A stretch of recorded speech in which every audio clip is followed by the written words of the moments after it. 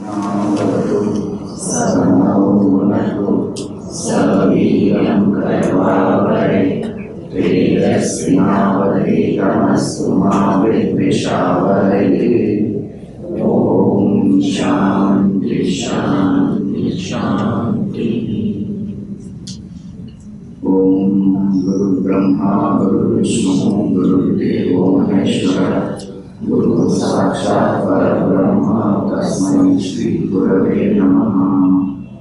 Samasta Jana Kalyani Nidatam Karunamayam Namami Chinmaya Devam Satguru Brahma Vikram.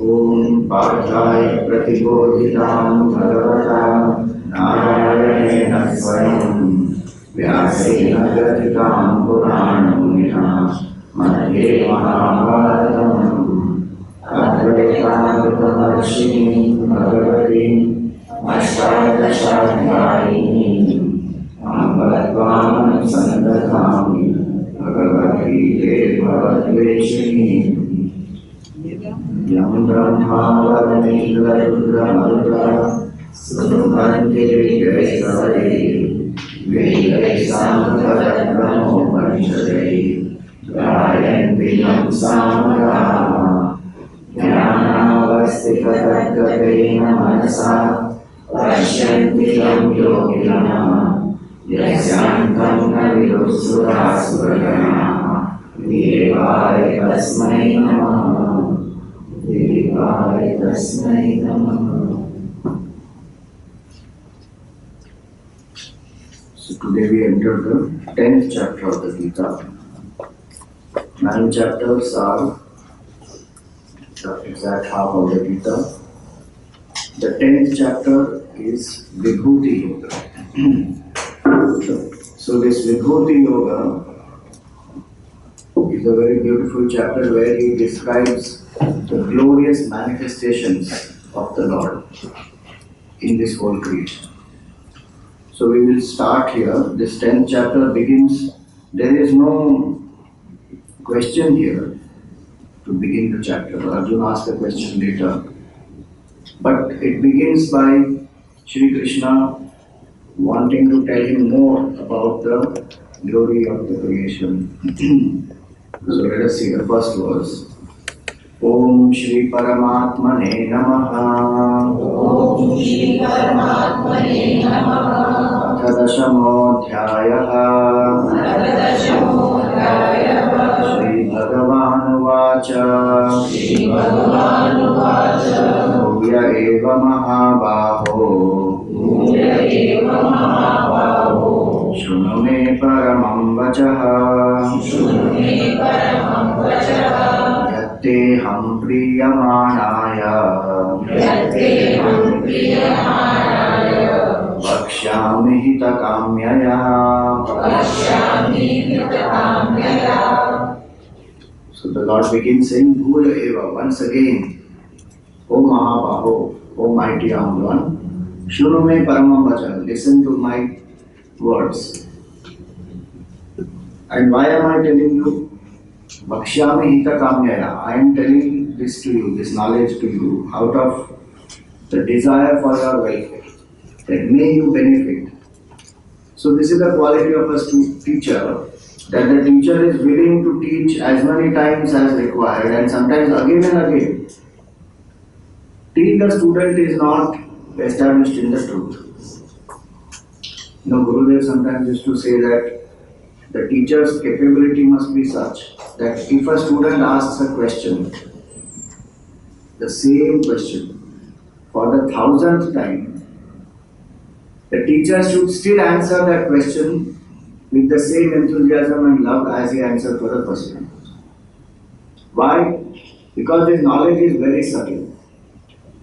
And to abide in this knowledge is very difficult. So the student must be constantly encouraged to live this knowledge, because it is to withdraw the mind, withdraw the senses, to tune up the mind to the Supreme, not very easy to do. So that's the beauty. A teacher-student relationship is like this. So here he starts with that. See, Vakshyami hita kamyaya, I am sharing this knowledge again with you, And you see in the whole Gita, the knowledge may be the same, but in different ways Bhagavan is trying to reveal it to Arjuna. And not only in different ways, it is more comprehensive. Like this chapter we will see the glories of the Lord. So how will we see Bhagavan all around us?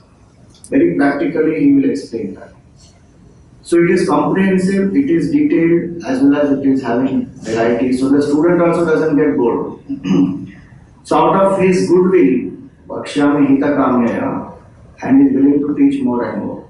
And what is the student's quality? Priyamanaya. The student also is very eager to listen, to learn, and the student has inquisitiveness that I want to know. And of course, Bhagavan says to Arjuna that he is very dear to him, Priyamanaya. Arjuna is extremely dear to him. So, when this type of a teacher-student relationship is there, then the knowledge also flows from the teacher, and it also the student is able to absorb. Now, this chapter is called as Vibhuti Yoga. Whenever we see that there is any power that anyone has, one wants to express it or not. Like a small child realizes it has the power to speak. So even though it doesn't know language, it starts prattling. The power to walk, somehow it gets up, walks, falls, again gets up, walks. And we all have a special power, which is the power to sing. And we all are bathroom singers for sure. The moment we realize we have the power, we want to express it. Imagine Bhagavan, infinite power. Will the Lord not manifest? One of the reasons given, so when somebody asks, why did the Lord create the world? One of the reasons is this. When there is a power, then there will be a manifestation of that power. Otherwise, what is the point of that power? Like an entrepreneur wants to manifest his skill and his capability. So we will start with a business, then want to expand, and then go from one city to another, and then national, and then multinational, and we go on. Everybody who has the power wants to express. So this whole creation is an expression of Bhagavan's infinite power. And so we find here that there are three aspects to be known. In the 7th verse, Bhagavan says here, Etam Vibhutim Yogam Cha Mamayo Veti Tattvataha So Vikampena Yogena Yujyate Natra Samshayaha. So he said, Etam Vibhutim Yogam Cha. So whoever knows Vibhuti also of the Lord and Yoga of the Lord, Mama, Tattvata, and knows the essence. So three things, Vibhuti, Yoga and Tattva. So avikampena yogena, that person is firmly established in me. Yujyate natra samshaya, there is no doubt about it. This is a comprehensive vision of the Lord, realization of the truth. So what are these Tattva, Yoga and Vibhuti? So Tattva means the true nature of a thing, or the essence of that thing. So the essence of fire is heat and light. The essence. Yoga is the power to create, or the potential in that. And Vibhuti is a special manifestation of that power. So in this context, these three words have this specific meaning. Otherwise, sometimes we use the word yoga to even signify a chapter. Like Bhakti Yoga is the 12th chapter. Vibhuti Yoga is 10th chapter. Karma Yoga is 3rd chapter. There the word yoga also is to tell us that this is the specific theme of this particular chapter. Here the word yoga means the power to create. It is in context of Vibhuti. Yoga and Vibhuti. Yoga is the dormant potential power. Vibhuti is the special manifestation outside. So an example makes it clear. The water, in water, Tattva is, water is colorless and tasteless, that is the essence. The yoga is the capacity to quench the thirst, that is the potential in the water, which nobody else has, no, nothing else has. And Vibhuti is all these soft drinks, juices, what is it called? With ice they make, not that long, round glass they give. Pina colada, something like that.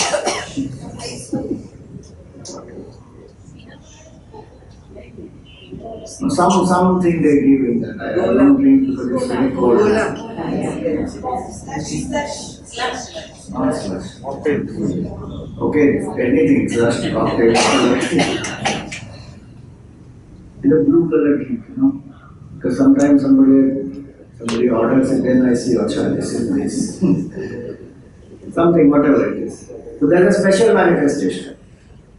So Tattva is, water is essenceless, is tasteless, colorless. Yoga is the ability to quench the thirst, and Vibhuti is special manifestation. In everything you can see these things. Even as a personality you can see this. What is the Tattva in all of us? Is the Atma, the self. What is the yoga? Each one of us has different powers. Somebody is a singer, somebody is an actor, somebody is a painter, somebody is an entrepreneur. Yoga. And what is the Vibhuti? When I use that power to create a special manifestation, a great business or a great movie or a great song, whatever it is, that is the Vibhuti. Vibhuti will always be special and Vibhuti will always be something limited. Yoga will be much more. So the potential of a singer is so much more. The special manifestation of that potential will happen through a song. So if we understand this, the power in everybody is yoga. But the special manifestations are few. But those special manifestations give us the indication of what is the power in this person. What is the capability of this person. So, in this chapter, we will see special manifestations of the Lord, which can tune us to the Supreme Lord, and which can make us see that all this is divine. So there are these three darshans. Bhagavan says, Avikampa Yoga. So Avikampena Yogena Yujyate Natra Samshaya. What is Avikampa Yoga? Those of us who we have heard Karma Yoga, Bhakti Yoga, Jnana Yoga, Raja Yoga. We think Gita has 4 yogas. It will be a nice exercise actually to write down how many yogas are there in the Gita. Not 5, 7, 10, so many are there. It will be a good exercise to complete. If you remember, in 6th chapter of the Gita, Bhagavan said, Abhyasa Yoga. Abhyasa Yoga Kaunteya Vairagya related. So that is Abhyasa Yoga. Then as a preparation to meditation, he also said, Moderation Yoga. Yuktahara Viharasya Yukta Cheshtasya Karmasya. There is Karma Sannyasa Yoga. There are a lot of yogas. One is Avikampa Yoga, tremorless, meaning firm establishment. When can we say we are firmly established in the truth? Many different ways to understand. Sthita Prajna Lakshana is one way, Bhakta Lakshana is another way. In this 10th chapter, this is Vibhuti Darshan. This is another way. If I have these 3 visions, then I am firmly established in the Supreme Truth. What are the 3? Yoga Darshan is closed eyes meditation on the Supreme, who is the source of creation. And the Supreme is the whole source of this entire world. The power to create is yoga, right? So when I meditate quietly, withdraw my senses, withdraw my mind, and focus on that source of the creation, that is Yoga Darshan. That Yoga Darshan is the effort. Tattva Darshan is when I actually realize the essence, that I am that are one. Aham Brahmasmi, when I realize that is Tattva Darshan. And to help me to have that Tattva Darshan, When I don't see the creation as separate, but I see all this is the manifestation of the Lord only, that is the Vibhuti Darshan. So open eye meditation on the supreme divine pure consciousness. So outside also I see the Lord, inside also I see the Lord. There is nobody else, nothing else other than the Lord. Nowadays people are doing all this open eye meditation and all that. Vibhuti Yoga has been given so many thousands of years back. That anything that I see here can connect me to the divine. That's the beauty of this. And the idea is to lose our sense of separation, individuality, the difference. So one who gets all the three, realization is not only something I realize inside my heart somewhere deeply. When I realize the self in me, I see that the same self is appearing as all these.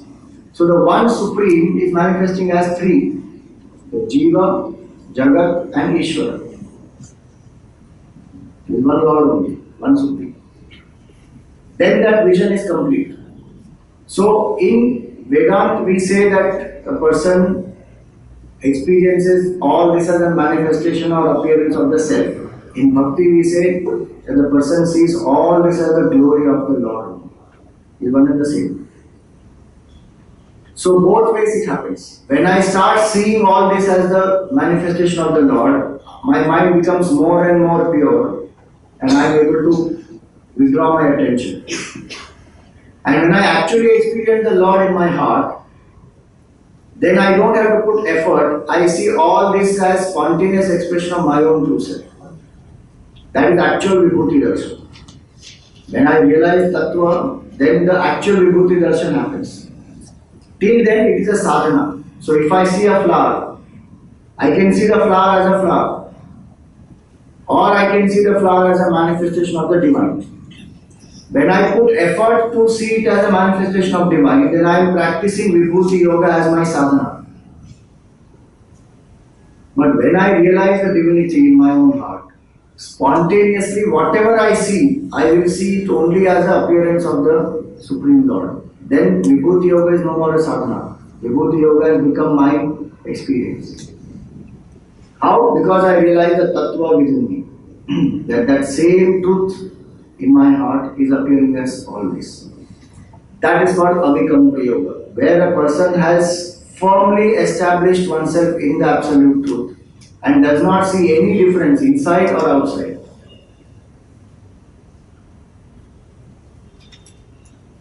A very nice line they say, no, Andar Rama, Bahar Rama, Jahan dekho so Rama hi Rama. Bhajan it comes there. Guru Kripa Anjana Paye Mere Bhai, Rama Bina Kachu Dekhat Nahi. That's the bhajan. That the vision of the Guru gave me that vision. Guru Kripa Anjana Paye Mere Bhai. Ram Bina Kachu Dekhat Nahi. I don't see anything else except there is only Ram everywhere. That's the Vibhuti Darshan actually. So now, Vibhuti means what? Bhuti means to be in a particular way. And Vibhuti means to be in a special way of being. That's why even that Vibhuti that we apply, that Bhasma we call it. Lord Shiva applies Vibhuti. Why is it called Vibhuti?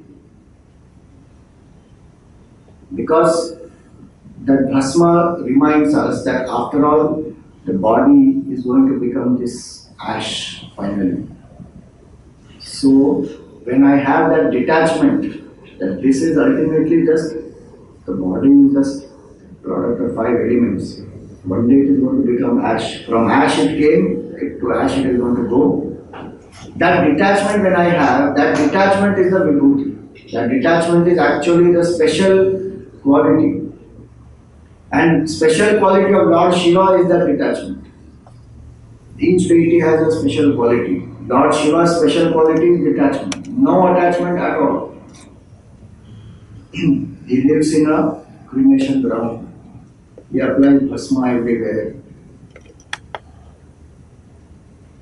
He does not have, he has so many things which can create fear.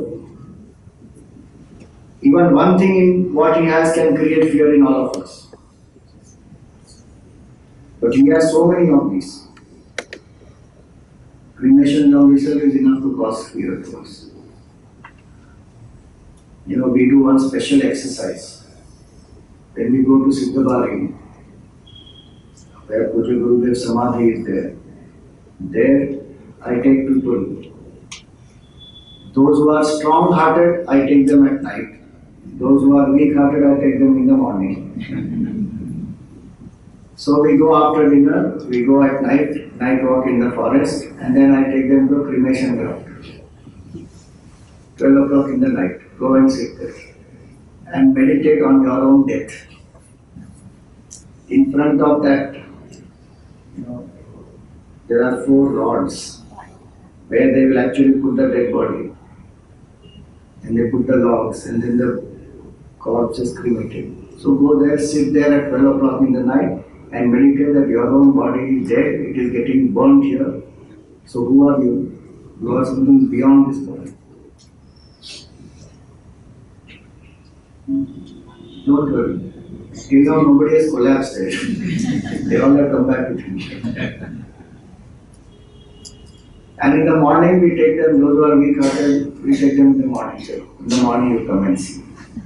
And we encourage them to take a selfie and post our final destination. Some people post also. Very many don't post. Many people think, it's very inauspicious, don't think about death. The most auspicious is the death. What is inauspicious about death? Just imagine if we don't die, what will happen? Terrible thing, horrible thing. We will become Lilliputs because we will shrink in size.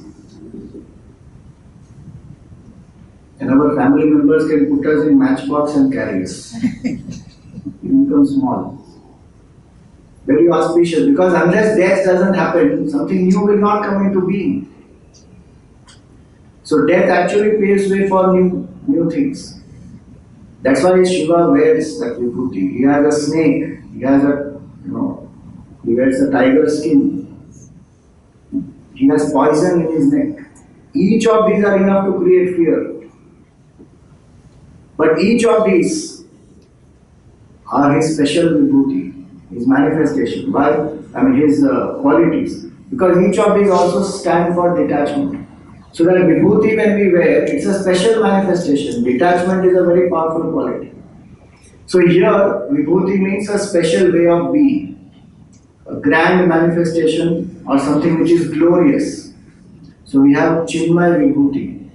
So the Chinmaya Vibhuti is the glory of Puja Gurudev. His glory, his vision is all elaborated in that Chinmaya Vibhuti. That's our ashram there. Now this Vibhuti are also of 2 types. One is the external Vibhuti. So you see the mountains and the trees and the birds and the plants and the whole creation outside. Other is the internal qualities. Truth, straightforwardness, forgiveness, purity, sacrifice, so many positive, beautiful qualities. So Vibhuti we should understand as both the intelligence in the mind. Remember this chapter, actually 10th chapter, is an elaboration of 7th chapter. Some of the shlokas of 7th chapter where Bhagavan says, Buddhi buddhimatam asmi, tejas tejasvinamaham. I am the intelligence among the intelligent. I am the brilliance among the brilliant. Balam balavatam chaham kamarada vivartitam. I am the strength of the strong, which is devoid of selfishness and attachment. So that is elaborated here. So internal qualities as well as the external manifestations, both Bhagavan will show here.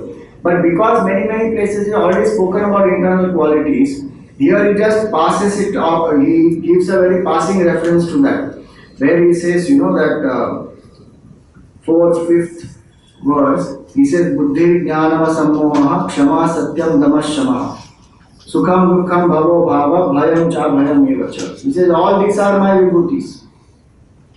Ahimsa samata tushti tapodanam yasho yashaha bhavanti bhava bhutana matta eva prithak vitha. He says, all these bhavas, all these qualities, they come from me only. They are all my divine qualities. So Vibhuti should not be understood only as external manifestation. The internal qualities and capabilities of our personality also are the Vibhuti of the Lord only. So right now, if we are able to study the Gita, we are able to listen, reflect, understand, absorb, from where all that capability came? From the Lord only. If Adhyatma Vidya is a Vibhuti of the Lord, that ability to understand that also comes from the Lord only. So right now in our life also, every moment, Vibhuti of the Lord is manifesting. So don't understand Vibhuti only as some glorious manifestation outside. We ourselves are Vibhuti of Bhagavan. You know how beautiful that is. Each one of us is a Vibhuti of the Lord, a special manifestation of the Lord. Every moment Bhagavan is manifesting through us. All His power, His capability is manifesting through each and every one of us.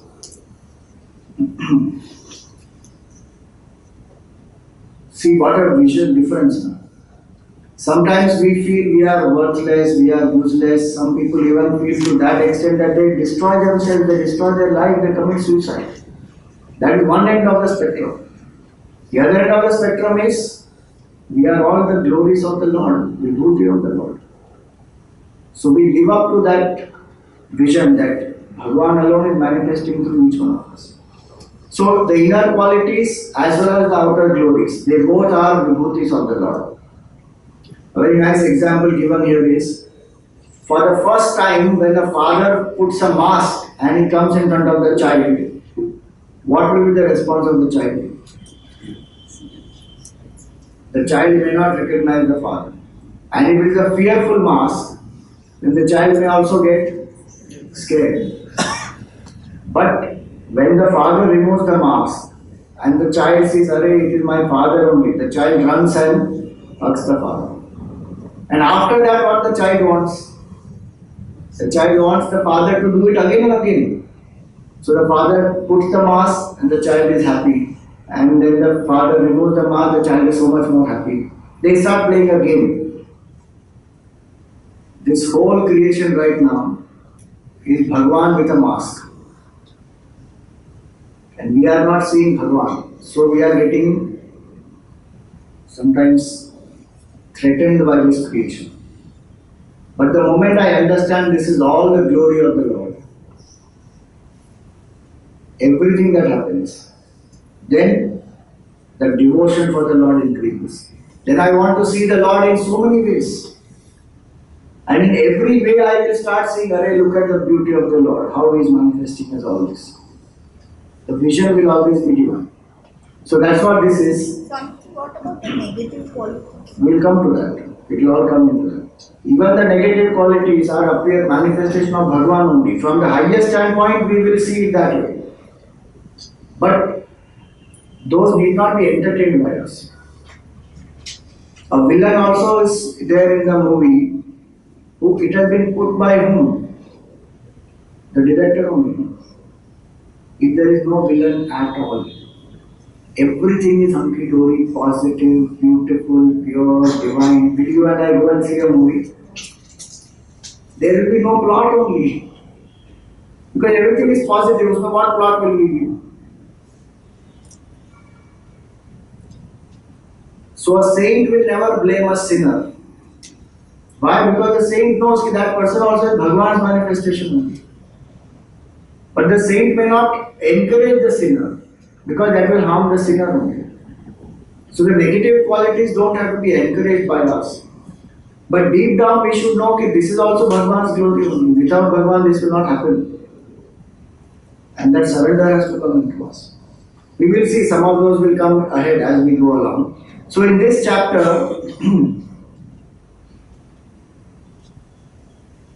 this one, error here. So to see the one in many is called Vibhuti.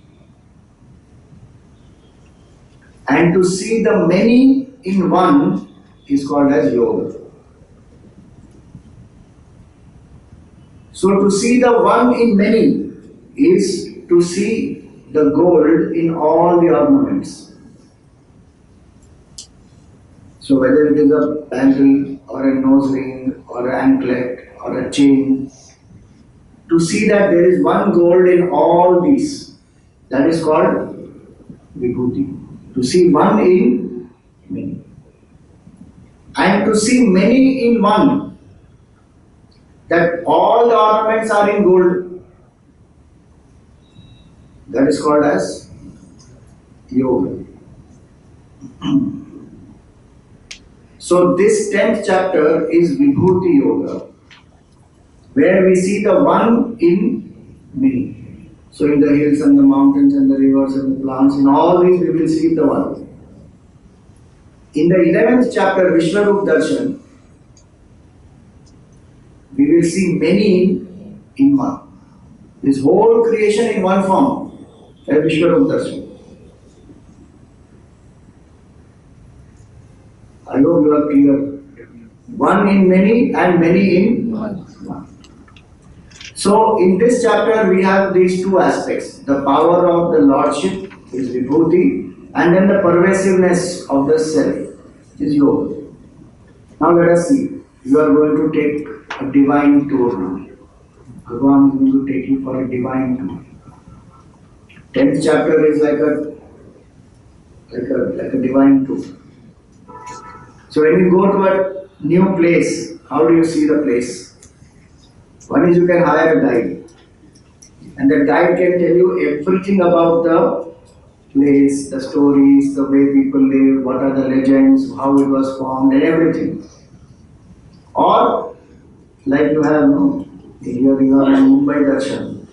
So you sit in that bus, and morning to evening there will be some 5-10 places. Go to all these places, see those, and then you come back. Or if you feel that no, you can't go to all the different places, then on internet go and click and watch the video. Bhagavan is going to do the first option here. He has become our tourist guide and he takes us through this whole creation. But obviously he can't take us through whole creation as such. So he has chosen 80 spots. In one chapter you will visit 80 spots, divine spots. And he has chosen not only earth, he has chosen Bhuvu, Bhuva, Suva, 3 worlds. And he takes us for a tour in 3 worlds. And he says, in these 3 worlds, these are all my special glories. So let us see. Are you ready? So Krishna is our tour guide. And he shows us his creation. We are the tourists. And this chapter is our what you call the guide map they give now, booklet they give. Each place you go, they give you some literature. This 10th chapter is like that literature. So he already told us about the history of this creation, how was it created, all those details he already gave. Okay, where did he give? In the earlier chapters, you remember? He spoke about it, 7th chapter. 8 Ashtadha Prakriti and all that he spoke about. How he creates with the 5 elements, the sun, the moon, the jiva, all that he spoke. Lower Prakriti, higher Prakriti, all that. So, history of creation, origin, how he creates it, using the power of Maya. In the 9th chapter we saw, Brahman plus Maya is equal to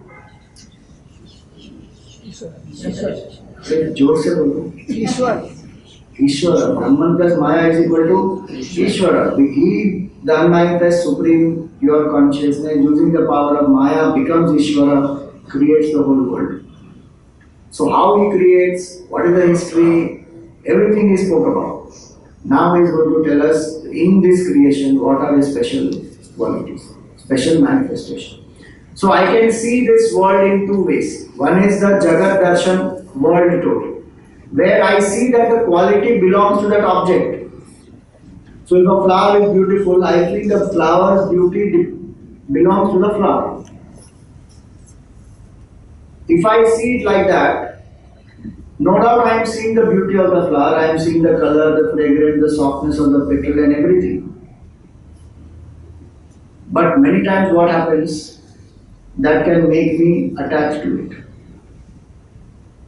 So when I see the objects and the qualities belonging to those objects, then I can have attachment to it or aversion to it. But when I see that those belong to Bhagwan, then my mind not only appreciates the qualities, but the mind also remembers the Lord and starts tuning up to the Lord. So Jagat Darshan as Jagat can make me even egoistic or arrogant.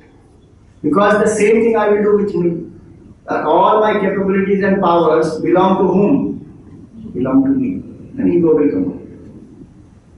And we forget the Lord. That's the sad thing which happens. We forget the Lord. When ego comes up, we forget the Lord. Don't we see today also in this whole creation, so many people say, I don't believe in God, I believe in nature. So if I see the nature as nature, then I'm not seeing the full essence. I'm only seeing the perishable nature. That imperishable truth behind it, because of which this is manifesting as all this, that I'm not seeing. But if I see that as the manifestation of the Lord, even if the form perishes, it will manifest in another form. And I see the glory of the Lord, that Bhagwan only was this flower and now Bhagwan only has become something else. So if I see water, that is called Vibhuti Darshan.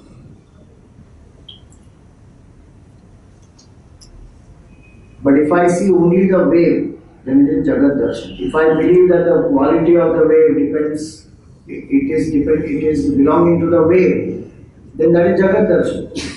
So then with the wave rising, I will get excited, with the wave falling, I will feel miserable. But if I see that this is actually manifestation of water alone, then I see the glorious manifestation of water as ocean. At the same time, I also know that this only is water. So I remain unshaken. With the rising and falling of the wave doesn't affect me. So that's what we have to see. That when I see this whole world, do I see it as the world or do I see it as appearance of God? You see, if I see the appearance of God, then humility comes, devotion comes, surrender comes. And it is not false. It is not some make-believe idea. Even logically speaking, don't we understand that? That effect is nothing but cause in another form. Simple logic. The mud pot is nothing but mud itself in another form. From where this whole creation came? From that infinite source. So that infinite source alone is appearing as all this. Not knowing that, if I see only people, things, objects, then raga and dvesha. Hence, to see the Lord as all this is a great sadhana. Because our mind goes out through the senses. And when the mind goes out through the senses, if we see objects as separate from us, then there is all this fear, attachment, insecurity, all that. But if I see this as a manifestation of the Lord, then there is a bhava of bhakti, this devotion that arises. And divine love and divine joy fills our heart, that all this is appearance of my own Lord. So the devotee is never away from Bhagavan. That is one of the beautiful definitions of bhakta. Who is a bhakta? Bhakta is one who is never vibhakta, meaning who is never separate from the Lord. And how can we experience that? When I see this very clearly, that inside me, outside me is all a manifestation of the Lord alone. So a bhakta will never wait for darshan of Bhagavan. A bhakta will always have darshan of Bhagavan. That's the beauty of bhakti. Because all this is Bhagavan only. Sometimes we don't feel that way. Because either our mind is very intellectually skeptic, or the mind is not yet tuned properly to the knowledge and to the Lord. So the mind still sees it separate only. For Allah, a pillar also is a Bhagavan only. He has no doubt. But for a Hiranyakashipu, he has doubts. Is your God inside this? And Prahlad has no doubts at all, of course he is ready. So that's the vision of a devotee. When he is being thrown from the mountain top, he has no fear. Why? Because he says Bhagwan only. He is there in the valley also. And look at his vision. He said Bhagwan only is there in Hiranyakashipu also. So he doesn't hate his father.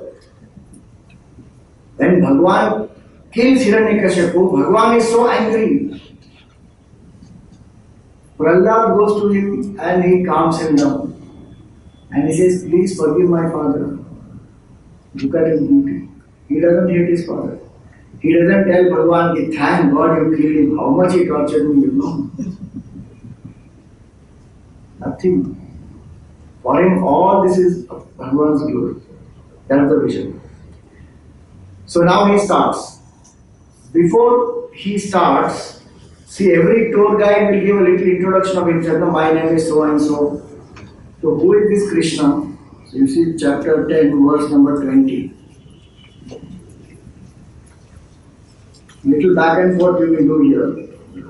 Verse number 20. Aham atma gudakesha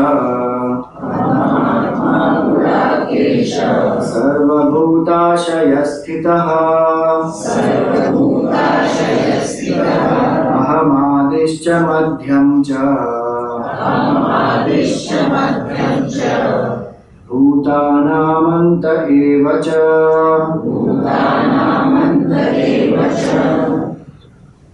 What a fantastic introduction. He doesn't say, I am Krishna, the son of Devotee and Vasudeva. No. Straight away, his introduction is Aham Atma Gudakesha. Gudakesha means, so Gudakesha has two meanings. It's the name of Arjuna. It's a very nice name to keep.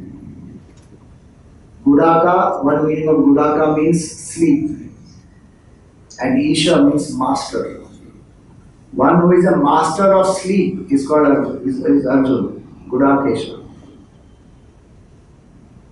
Second meaning of Gudakesha is one who has curled up his hair.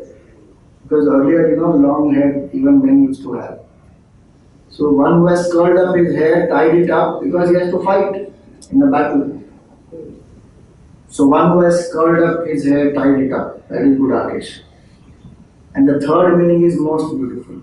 One whose Ishtadevata is Lord Shiva is called Gudakesha. Gudaka Isha Yasya Saha. Gudaka means Shiva.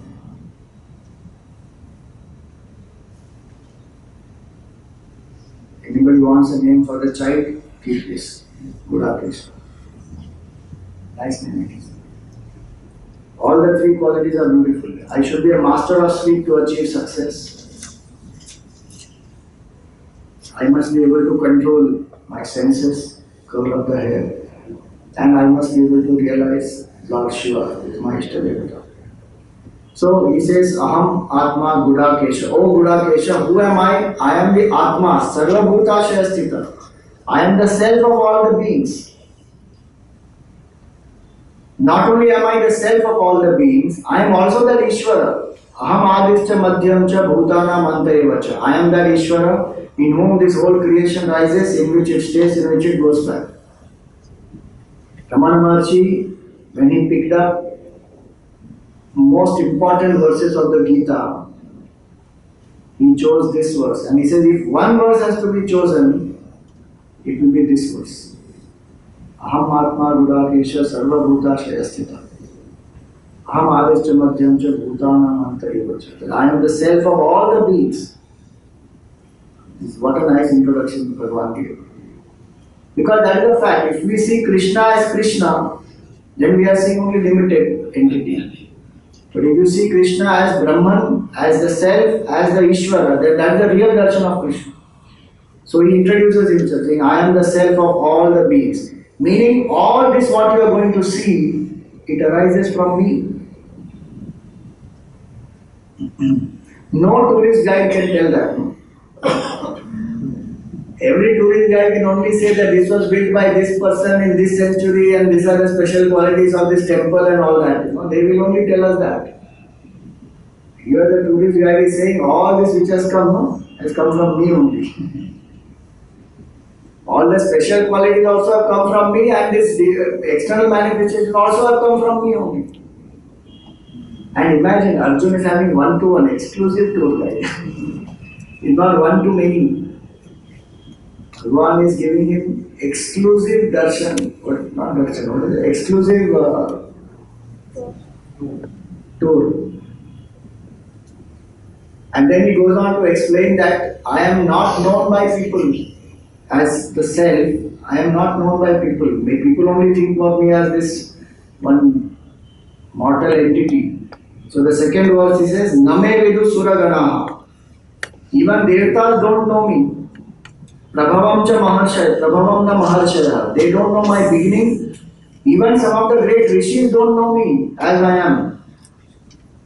Ahamadevi Devana Maharshinam ja Sarvasya. Why? Because I am the source of the Devatas and the Rishis also. So he is not known very easily by people because he is the self of all the beings.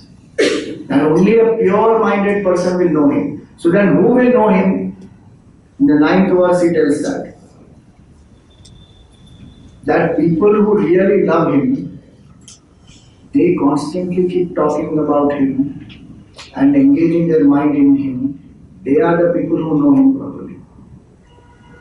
Macchitta madgata pranaha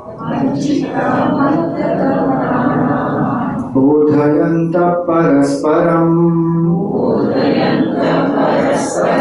kathayantascha mam nityam Tushyanti cha ramanti cha. Who are these special devotees? They are the ones who are striving to engage their mind in the glories of the Lord at all the time. Macchitta, in their heart they love the Lord alone. They love the Supreme alone. And because they love Bhagavan, they love everyone else. Khandananji Maharaj used to give this very nice analogy. He would say that the wife, what is the relationship of the wife to all the members of the family of her husband? The relationship is because of the husband. Because she is married to this person, now the father of this person becomes father-in-law. Mother becomes mother-in-law, brother becomes brother-in-law. If that marriage has not happened, then if she has a relationship with others, it will be very different. So in the same way, a devotee says that I am Bhakta of the Lord and Bhagavan only is in the hearts of all. So the devotee who loves the Lord loves people because he loves the Lord. In our case, what happens? We love people and forget the Lord. There's a big difference. Hence he says, Macchitta, one whose heart is absorbed in Bhagavan. And who loves people because Bhagavan is there in the hearts of all. Madgata prana. All the activities, the pranic activities also are dedicated to Bhagavan. So even when we eat food, we dedicate it to the Lord and we eat. When we sleep, we say, may this body be fine so that Bhagavan can use it well for his work. You know, in Shiva Manasa Puja, it said, Nidra Samadhi Sthiti. Nidra, the sleep, is a sthiti of Samadhi. Sanchara Padayo Pradakshina Vidhi. My walking is my pradakshina of yours because you alone are everywhere.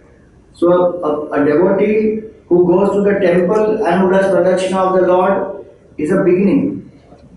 But the devotee who realizes that this whole thing is Bhagavan, wherever the devotee is walking, what is happening? Pradakshina is happening. So Macchitta Madgata Prana. Bodhayanta Parasparam. They constantly talk about Bhagavan to each other, Parasparam. When two devotees meet, what will they talk?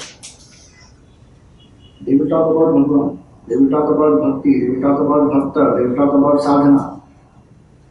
When two investors of share market meet, what will they talk?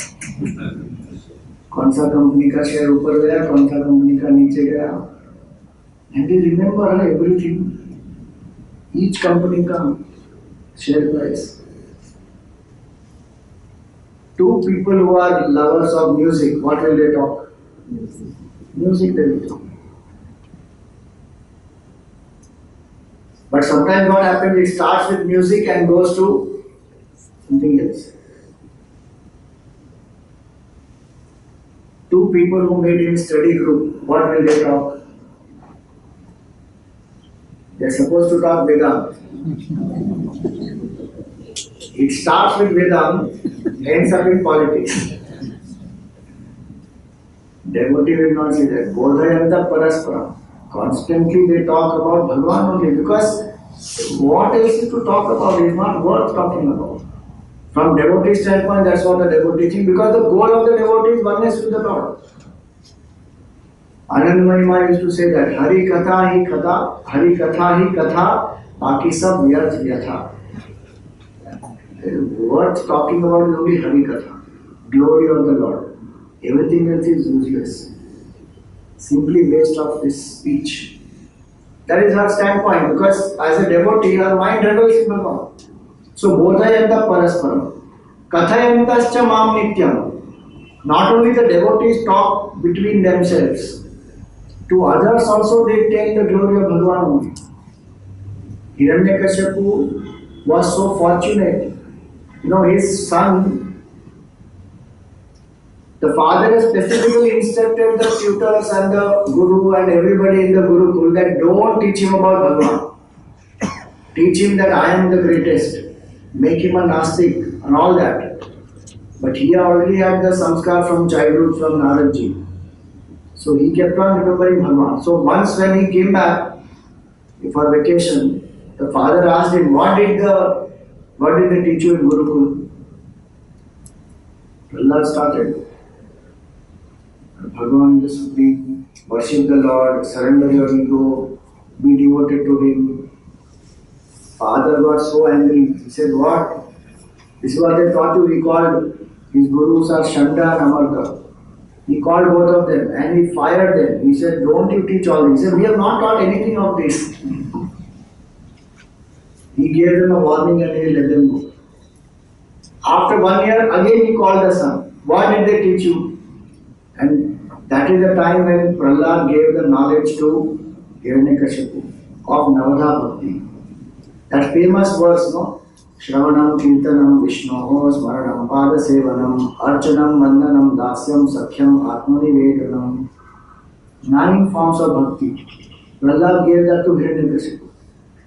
Just imagine. Kathayantascha mam nitya. They will not only devotees talk amongst themselves, to others also they will talk only about Bhagavan. Even to a person like Hiranyakashipu who is so terrible and who is so atrocious that he is ready to kill his own son, a devotee fearlessly talks about Bhagavan. He says, listen to the glory of Bhagavan. Shravanam, Kirtanam, sing his glory. Shravanam, Kirtanam, Vishnu. Smaranam, remember him all the time. Padasevanam, go and serve the feet of Bhagavan. Do his archana. Sing his prayers. Become a servant of his. Or become a friend of his, Sakhyam. Or Atmanivedanam. Invoke him in your own heart as yourself. These are 9 forms of devotion to Lord Vishnu. And Hiranyakashipu hates Vishnu. And Prahlad is telling him about Vishnu only. Because whether one likes it or not, the fact is Bhagavan alone is true. Nothing else is real. So he says here that such devotees, they constantly talk about me between themselves, they talk about me to others also. Tushyanticha ramanticha. In that they enjoy, they revel. Their mind does not find joy in so many other things. To such devotees, Bhagavan reveals himself. Very, very nice verse, 10th verse, he says, Tesham satata yuktanam bhajatam priti purvakam dadami buddhi yogam tam yena mamupayanti te.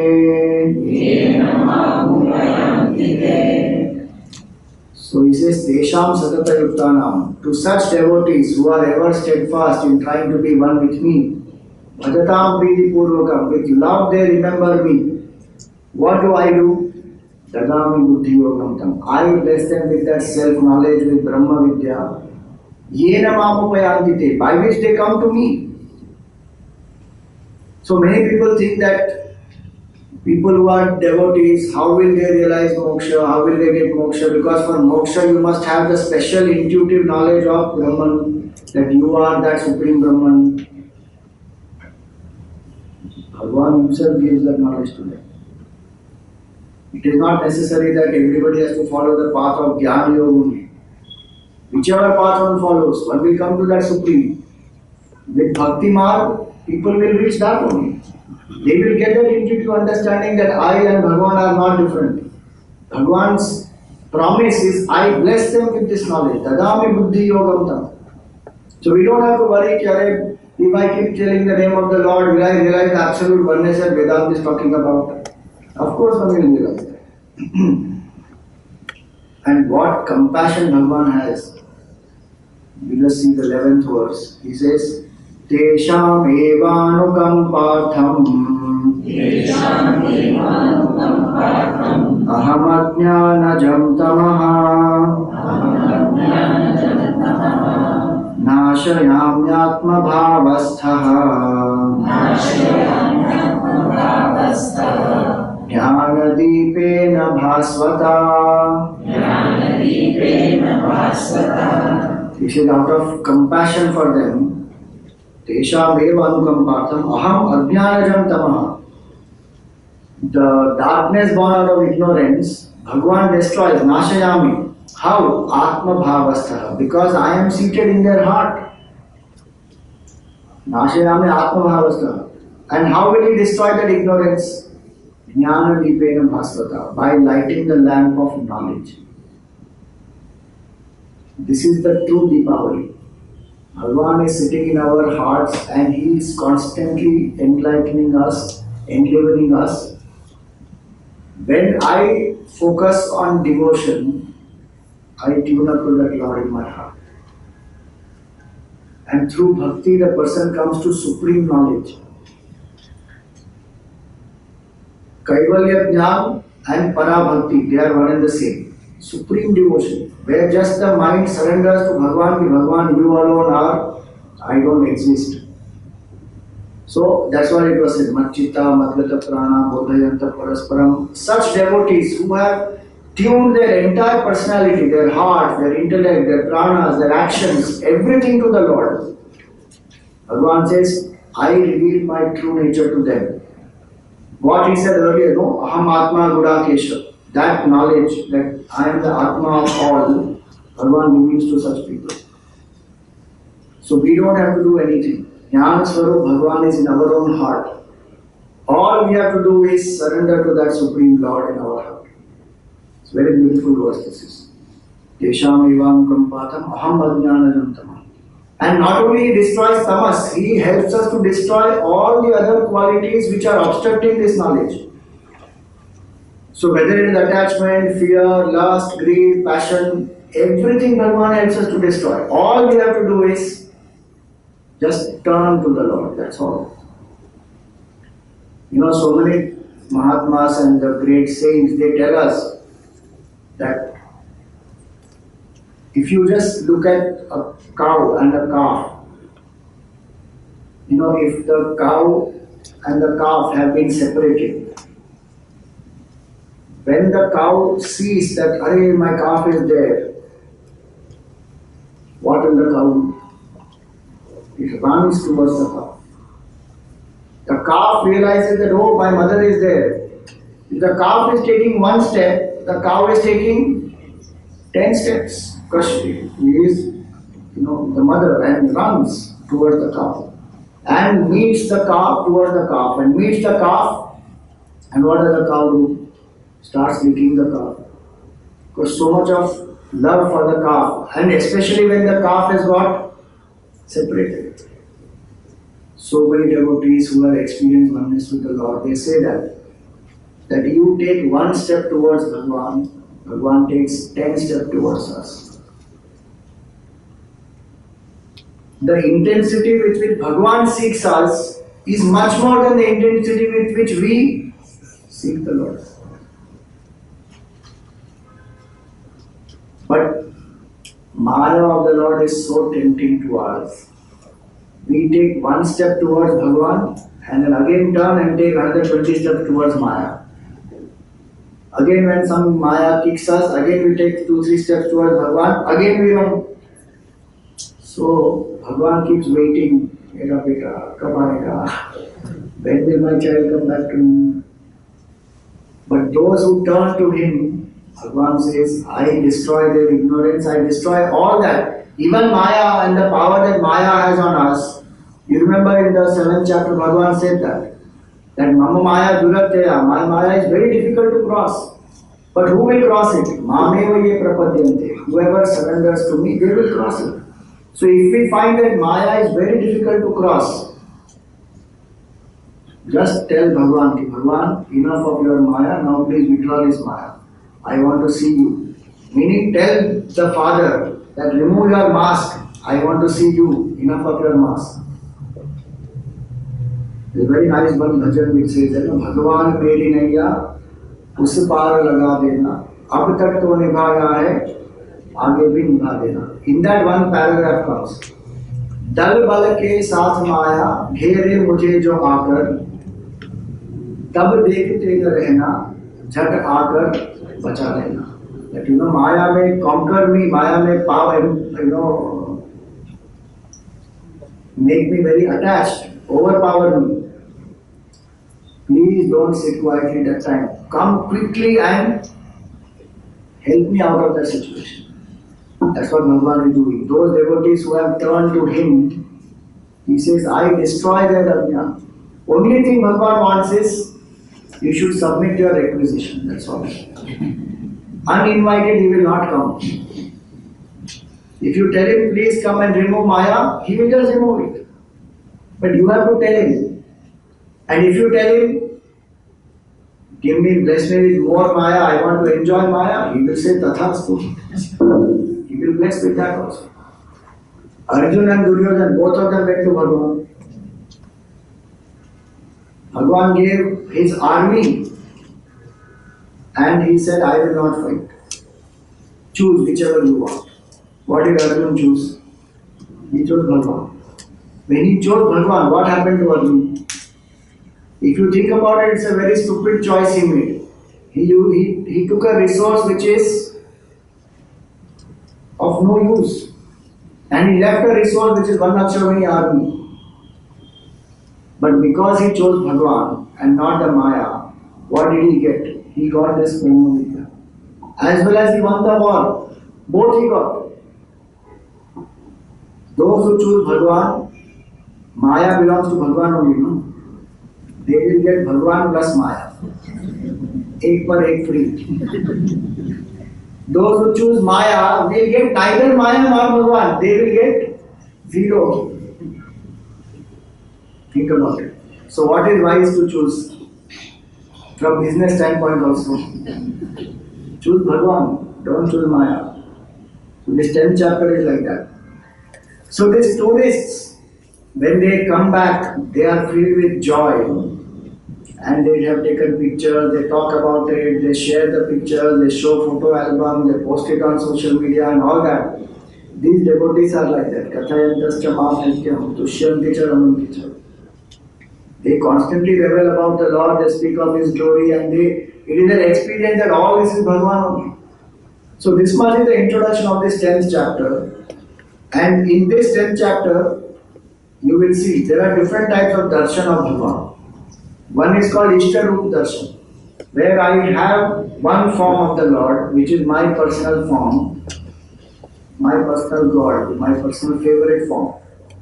And I do the japa or I do the aradhana or upasana of that form. And Bhagavan comes in that form, gives the darshan to the devotee. You see Shabari, Valmiki, they have not even seen Bhagavan. You and I at least have a picture. Shabari did not even have a picture of Bhagavan Ram. How does Bhagavan Ram look? But she knew that Bhagwan is there, and her Guru had said that Bhagwan will come one day. She had faith, and Bhagwan came. One is Ishtarup Darshan, other is Vibhuti Darshan, where I see Bhagwan as all these, and third is Tattva Darshan. What Bhagwan spoke just now is the Tattva Darshan, where he says, I destroy the ignorance in their heart. That is the Tattva. Ishtarup Darshan can lead me to Tattva Darshan, Tattva Darshan leads me to Vibhuti Darshan. That's the beautiful progression. So Ishtadevata Upasana is not Murti Puja, it is Puja of Bhagwan. And when I do the Puja of Bhagwan, I realize that Lord in my own heart as my own self. That is Tattva Darshan. And that Tattva Darshan helps me to see Bhagwan only is all this. That is Vibhuti Darshan. So with this introduction now, Bhagwan is asked by Arjuna that in what all ways can I meditate on you? Because you are all pervasive, you are everywhere. I am not able to keep my mind only on you when I withdraw from the senses. I cannot remain 24 hours in that state. I will be extrovert, mind and intellect and the senses will be extrovert. So how can I see you in this whole creation? So that's the question of Arjuna. See verse number 17. Katham vidyamaham yogin Tvam sada parichintayan Keshu keshu cha bhaveshu Chintyosi bhagavan maya. See, now Arjuna is also having such a reverential attitude towards Krishna. In the beginning he was looking at Krishna only as his friend. Then he surrendered to Lord Krishna as his student. Now he is looking at him as a great yogi, as the Supreme Lord himself. So he says, Katham vidyamaham yogin. How will I know you? Tvam sada parichintayan. Constantly, how will I meditate on you? And keshu keshu cha bhaveshu chintyosi. In which all forms can I remember about you, O Lord? You please tell this to me about your yoga and about your vibhuti in elaborate detail. 18th verse it says that Vistarena Atmano Yogam Vibhutim cha Janardana Bhuja Kathaya Triptirhi Shanvato Nasti Me Amritam. Please tell me till I become satisfied. Because your sweet speech is so nectarine speech. Please tell me in which all forms can I meditate on you. Now starts the divine truth, where he starts explaining all the glories, the Vibhutis. For that you have to come next week. We will chant the name of the Lord and stop for today here. I need to rush to Powai, there is a meeting happening there soon.